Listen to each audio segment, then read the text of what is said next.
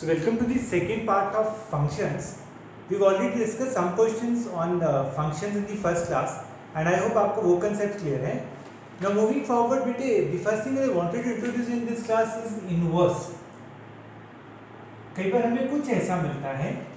पहली तो बात बेटे एक चीज आई होप ये बिल्कुल क्लियर है. अगर मैं कुछ ऐसा लिखता हूँ तो that is 1 by fx. But this is obviously not equals to this. इसका मतलब क्या है? इसका मतलब कुछ ऐसा होता है बेटे इनवर्स फंक्शन क्या कि जो इंडिपेंडेंट वेरिएबल है वो डिपेंडेंट हो जाएगा और डिपेंडेंट इंडिपेंडेंट हो जाएगा. ठीक है. What does this mean? Take a very basic example to understand the point. Suppose मुझे कोई कहता है fx should be equals to 3x + 2. अब यहाँ पे x की वैल्यूज के लिए मैं fx की वैल्यू निकालूंगा. So if x is 1 I say 3 * 1 + 2 would be fx. अब अगर मुझे उल्टा करना है, मैं ये देखना चाहता हूँ कि इसकी कौन सी वैल्यू के लिए बेटा ये होगा उल्टा है. दैट मीन मुझे अगर इसकी वैल्यू दे दी जाए और इसकी वैल्यू निकालनी हो तो that is called as inverse. तो मैं इसको कैसे लिख लेता हूँ? एक बेसिक सा फॉर्मेट समझो. fx को अगर मैं y लिख लूँ तो बात का मतलब सेम है. तो यहाँ पे जो x होगा -2 by 3. अब ये जो बेसिकली फंक्शन ऑफ x है, this would be equals to function of y and in mathematical terms is function of y is f inverse of x. I hope ये पॉइंट सबको क्लियर आया. तो मुझे करना क्या है, अगर मुझे f इनवर्स ऑफ x निकालना है तो मैं जो f ऑफ y है पहले मैं सब्स्टिट्यूट करके f ऑफ y निकाल लूंगा और ये जो f ऑफ y है that is practically f inverse of x. Now one way of doing the question is this, but काफी बारी एग्जाम्स में बहुत स्टेट क्वेश्चंस होते हैं. तो give a better method to understand most of the question in the examinations. वो क्या है कि सपोज fx इज 3x + 2. अब हम सबको पता है कि अगर कोई मुझे कहे मुझे f ऑफ 1 निकालना है so that would be 3 * 1 + 2. Now take a reverse of it. अगर कोई मुझे कह दे मुझे f इनवर्स ऑफ 1 निकालना है तो बेसिकली समझो ये जो 1 है ये 1 किसकी वैल्यू है? y की वैल्यू है. ये जो x है this corresponds to this y. तो अब ये जो 1 है ये किसकी वैल्यू है? y की या पूरे fx की. तो इसमें ध्यान से देखो मैं क्या करूंगा. I will do this 1 should be replace in the value of fx. So this 1 would be 3x + 2 और this x would become -1 by 3. This -1 by 3 is practically the value of f inverse of 1. तो ज्यादातर questions में कुछ करना नहीं होता है. अगर आपको f इनवर्स ऑफ 1 की वैल्यू दी है तो मैं यहाँ 1 सब्स्टिट्यूट कर दूंगा. 1 सब्स्टिट्यूट करने से जो x की वैल्यू आएगी that is the value of this function. ठीक है. तो अगर f इनवर्स ऑफ 5 पूछा होता तो मैं यहाँ 5 डाल देता. 5 - 2 बेटे मेरे पास 3 आ जाता. 3 by 3 1 हो जाता. You can correspond and check out over. Comfortable with the point? अब इस लॉजिक से क्वेश्चन नंबर 1 को ट्राई करो. वो बहुत स्ट्रेट है. Quickly go and try the question number 1. अच्छा बेटे आई होप फर्स्ट क्वेश्चन सबने ट्राई किया. बहुत स्ट्रेट था. जिनका नहीं हुआ मैं फिर से एक्सप्लेन कर रहा हूं बेटे. जब मैं f इनवर्स ऑफ 3 की वैल्यू निकाल रहा हूं तो ये जो 3 है ये किसकी वैल्यू है? पूरे फंक्शन की या y की. If I substitute it like this, cross multiply कर लो. कंफर्टेबल? ये सब्ट्रैक्ट हो जाएगा. my x turns out to be 6. ये जो 6 है ये बेसिकली किसकी वैल्यू है? f इनवर्स ऑफ 3 की. Pretty state. तो अगर ऐसा कुछ आ जाए should not waste time, should be matter of maximum of 30 seconds. I will have my answer. Comfortable? हाँ. कभी जरूरत पड़ जाए इसको अदरवाइज सॉल्व करने की जो अगले क्वेश्चंस में है. तो अगर मुझे सपोज यहाँ पे f इनवर्स ऑफ x निकालने को कहा होता तो मुझे इसको पूरा सॉल्व करना था. फॉर योर रेफरेंस मैं एक बार इसका एक्सप्लेनेशन दे रहा हूँ. अगर ऐसा जरूरत पड़े तो मैं क्या कहूंगा? else is y is equals to 2x plus 3 upon x minus 1 cross multiply x y minus y is equals to 2x plus 3। अब क्योंकि मुझे x की वैल्यू निकालनी है तो मैं बेटे इसको कैसे लिख लूंगा, x y minus 2x is equals to y plus 3। अगर बेटे मैं x कॉमन निकाल लूं तो ये y माइनस 2 डिवाइड हो जाएगा। सो यू राइट, ध्यान से देखना, f इनवर्स ऑफ ये जो x है ये बेसिकली फंक्शन ऑफ y है।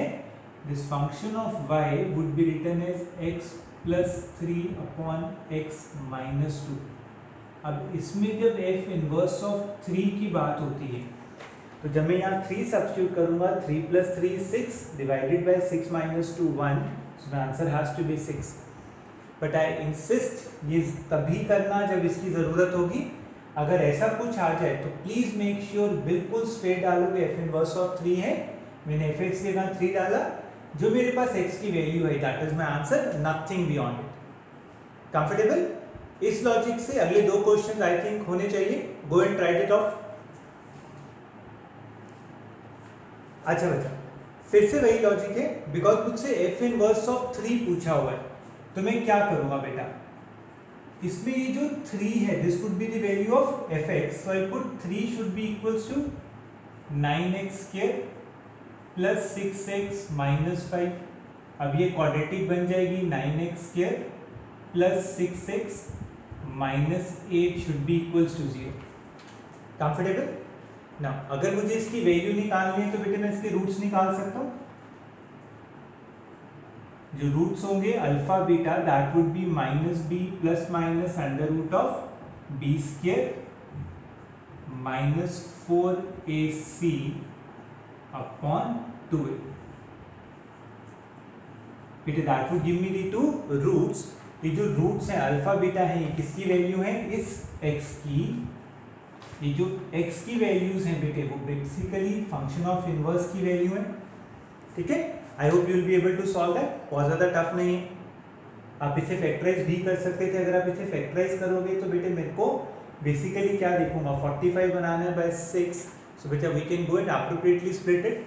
ठीक है, तो सॉरी 72 बनाना था, अगर मैं इसे स्प्लिट करने जाऊंगा तो बच्चा मेरे पास कैसे स्प्लिट हो जाएगा, 72 के फैक्टर्स देख लो, एक 12 बन जाएगा और एक 6 बन जाएगा।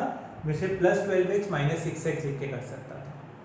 बट एक चीज़ समझाऊंगा, शॉर्टकट समझो। उसने पूछा क्या हुआ है, sum of all values. Now sum of all values of x means sum of both the roots. तो अगर मैं इसको ना भी करूं तो मुझे पता है sum of roots is minus the coefficient of x divided by coefficient of x square. तो बेटा आई होप ये पॉइंट समझ आ गया। मैं इस क्वेश्चन का आंसर सीधा -2/3 भी लिख सकता था, मुझे रूट्स निकालने की जरूरत नहीं है, because what they asked is sum of roots. So basically ये जो यहाँ से x की वैल्यूज आएंगी इनका सम ऑफ रूट्स जो होगा, इसके 2 रूट्स आएंगे और उनका जो सम होगा वो एसेंशियली -2/3 होगा। Comfortable and easy? Great. Third question को इसी तरह से देखते हैं। थर्ड क्वेश्चन में देखो बेटे वो बात कर रहे हैं f inverse of g inverse of 4। इसका मतलब क्या है बेटे, पहले मुझे क्या चाहिए, g inverse of 4। So what does this means, अगर बेटे gx की value under root of 2x है, ठीक है, मुझे चाहिए क्या, g inverse of 4। So g inverse of 4 में यहाँ पे बेटे 4 सब्स्टिट्यूट हो जाएगा। लॉजिकली मैं फिर बोल रहा हूँ, मुझे g ऑफ 4 चाहिए होता तो यहाँ 4 सब्स्टिट्यूट होता, but g inverse of 4 means this should be 4, so 4 should be equals to root of 2x और my x would be 16 divided by 2 that is 8। तो ये जो g इनवर्स ऑफ 4 है ये किसकी इक्वल है, 8 के। जो x की वैल्यू है वो g इनवर्स की वैल्यू है, so this has to be 8। इसका मतलब मुझे अब क्या निकालना है, f inverse of 8।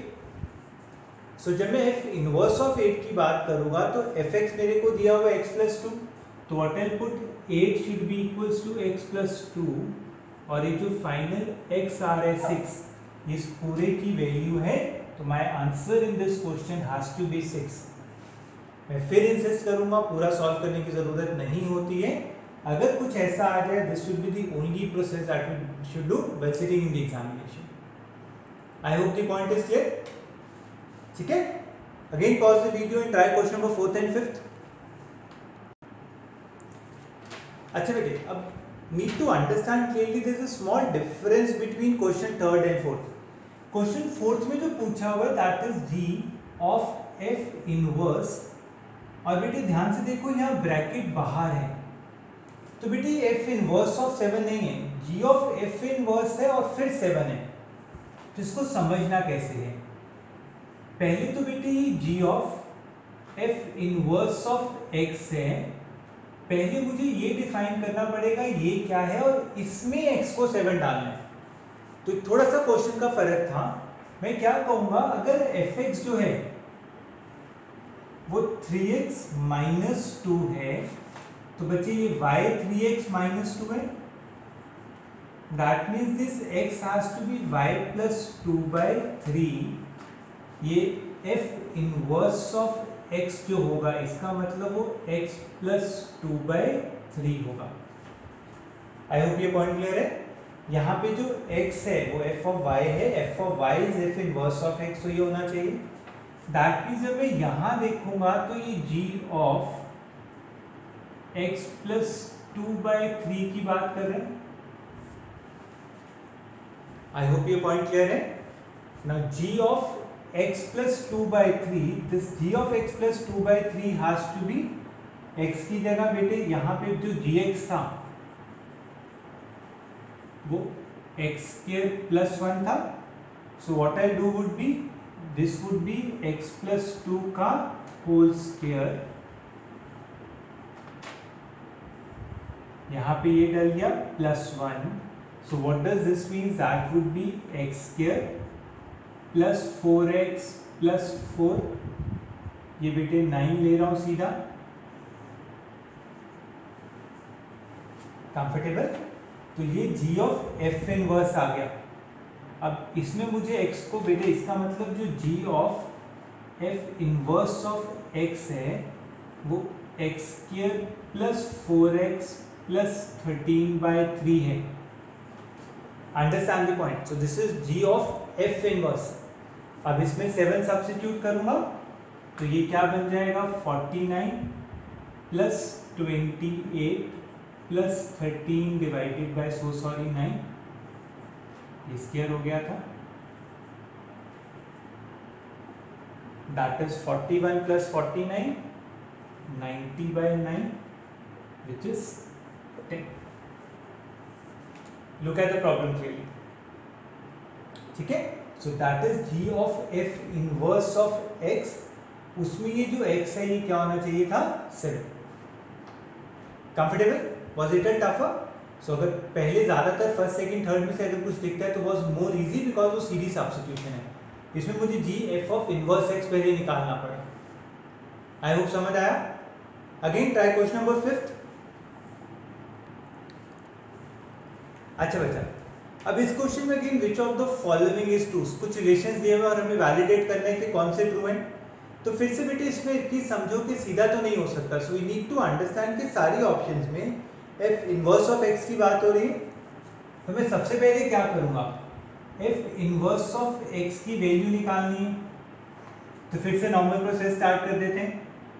y should be equals to 3x plus 2/5x minus 3, 5xy minus 3y should be equals to 3x plus 2। इसके लिए बेटे मुझे x चाहिए होता है, तो एक तरफ x को ले आओ,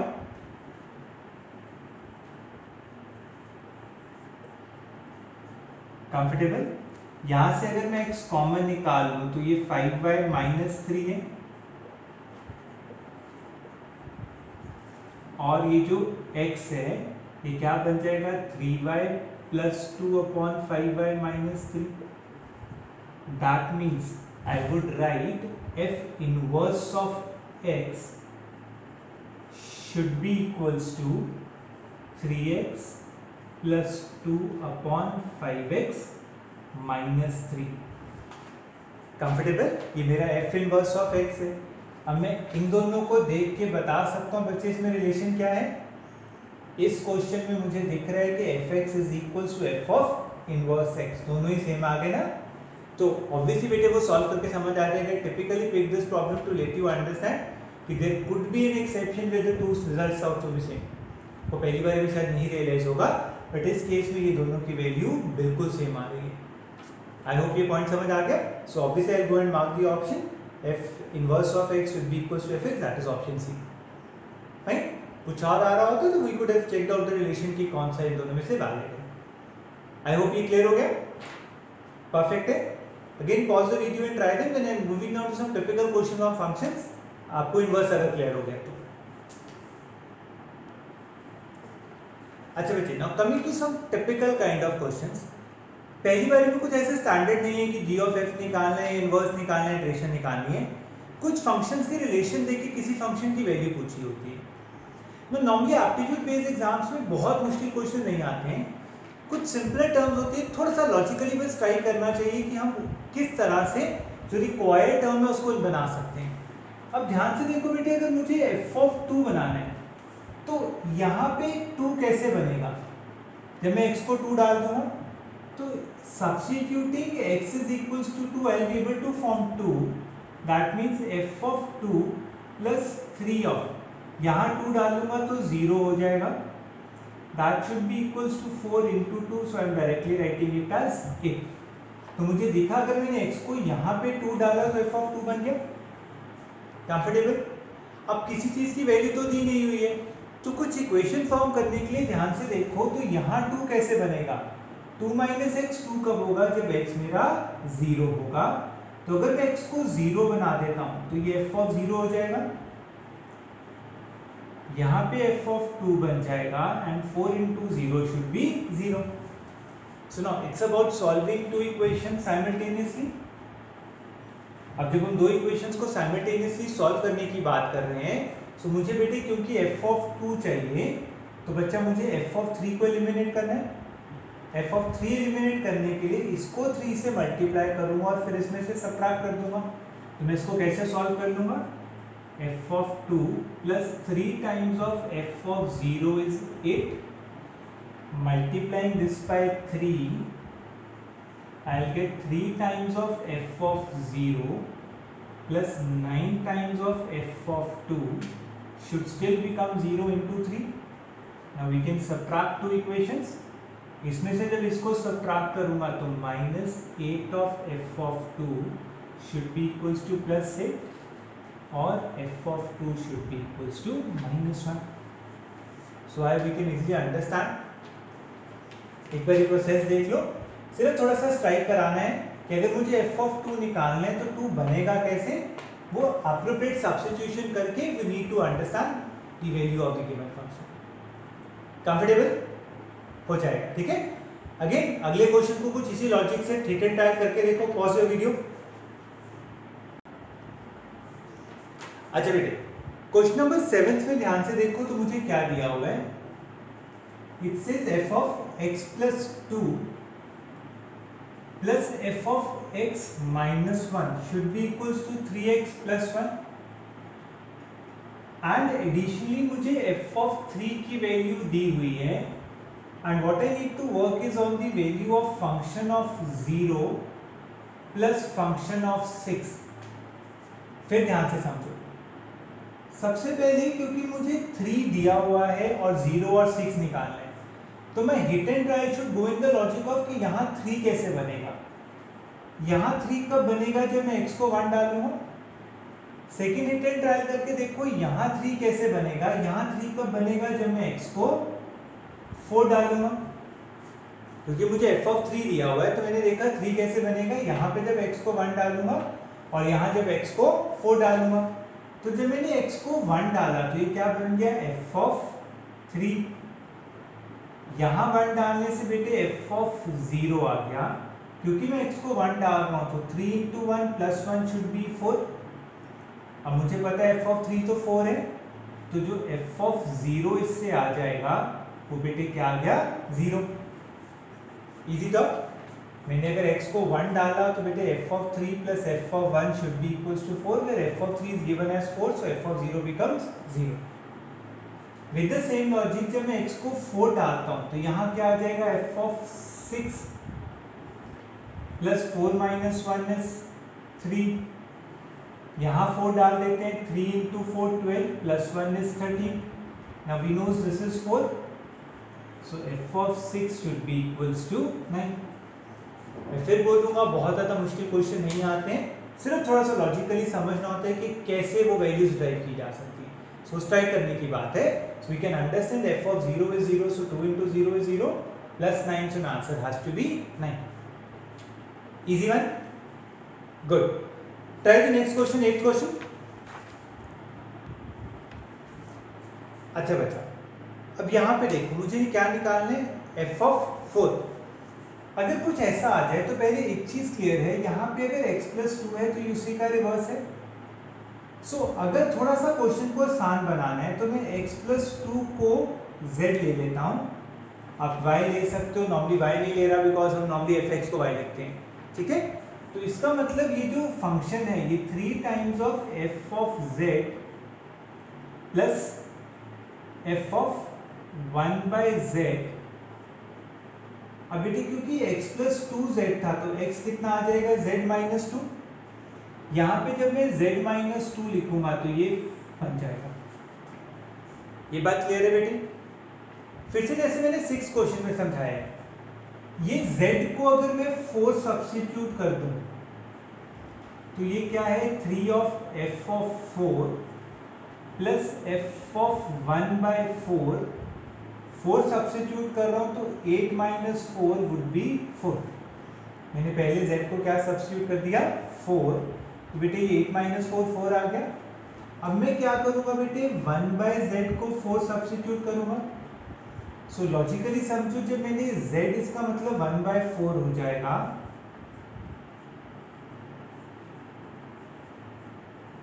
सेकेंड इक्वेशन कुछ ऐसी आ गई.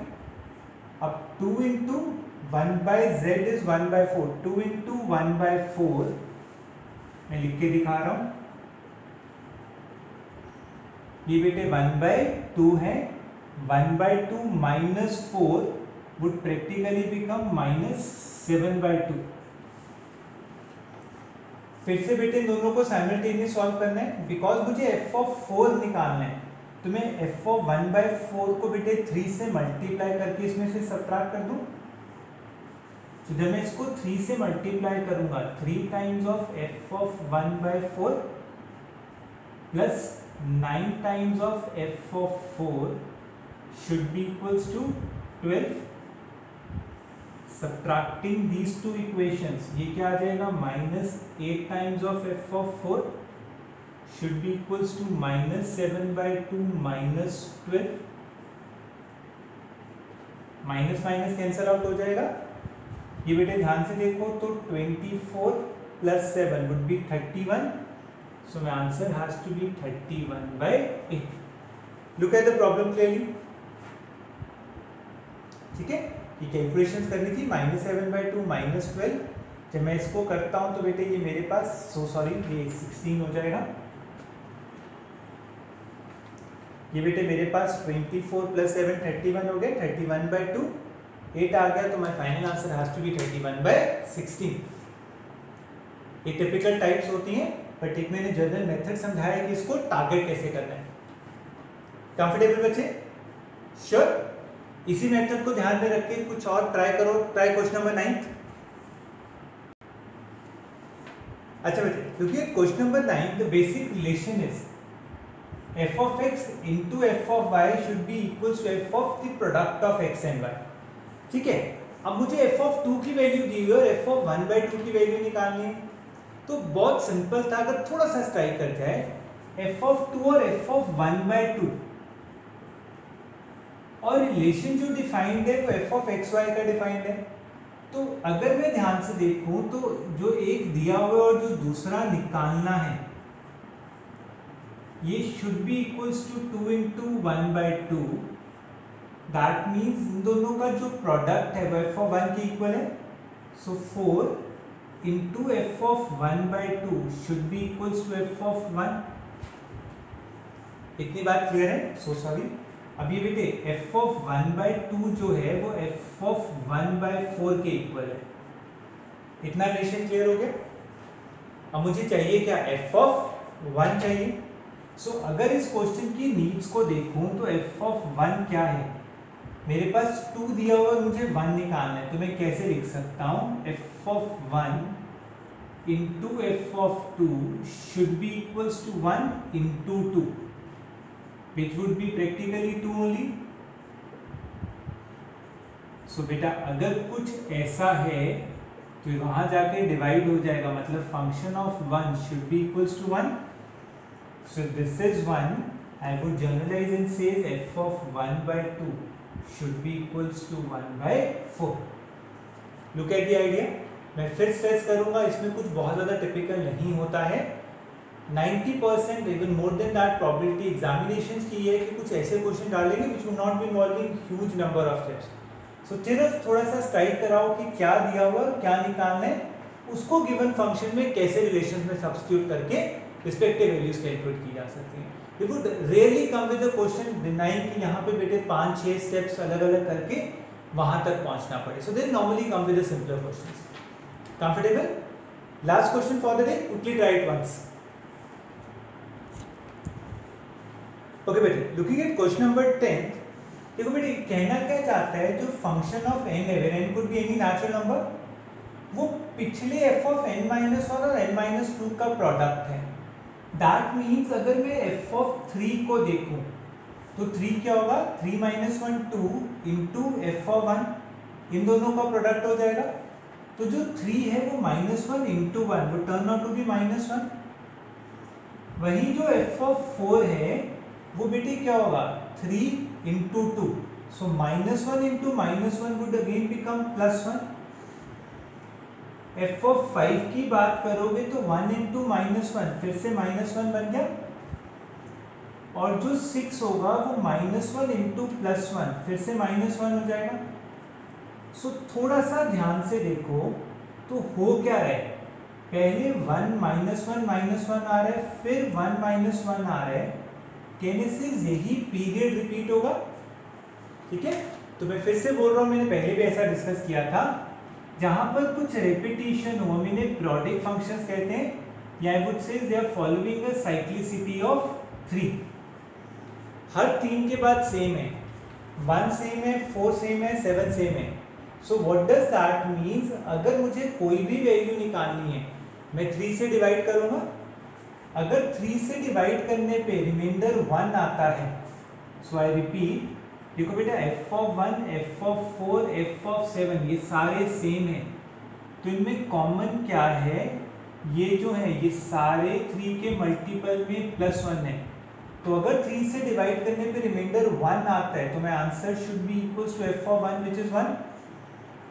वही f of 2, f of 5 ये सारे सेम होंगे, इनके साथ कॉमन फीचर क्या होगा? ये 3 के मल्टीपल पे +2 है. सो 3 से डिवाइड करने पे अगर रिमाइंडर 2 आएगा तो मेरा जो आंसर है वो f of 2 के इक्वल होगा. वहीं अगर मेरे पास 3, 6 है, ये जब 3 का टेबल चलेगा तो मेरा आंसर f of 3 के इक्वल होगा. या आपने नंबर सिस्टम में जब आप यूनिट्स प्लेस, टेंस प्लेस निकाल रहे थे तब भी किया था. अब जब वो क्वेश्चन में f of 100 की बात कर रहे हैं, 100 क्या है? 3 के मल्टीपल में +1 है, 3 से डिवाइड करके 1 रिमाइंडर आएगा, 99 +1 है. So this f of 100 that means should be equals to f of 1 and f of 1 is 1. So my f of 100 has to be 1. वही सपोज अगर f of 50 पूछ लेते, सपोज इसमें पूछा नहीं हुआ है, तो f of 50 के लिए मैं क्या करता? मैं कहता 50 को जब मैं 3 से डिवाइड करता हूं तो रिमाइंडर 2 आता है, तो ये जो f of 50 है बेटे f of 2 के इक्वल होगा, मतलब इसकी वैल्यू -1 होगी. आई होप ये कंसेप्ट क्लियर हो गया. ठीक है, सो एक बार try your sheets, solve all the questions once again. कोई भी डाउट्स है put me, definitely I will be more than happy to answer all of them. Thanks for the day.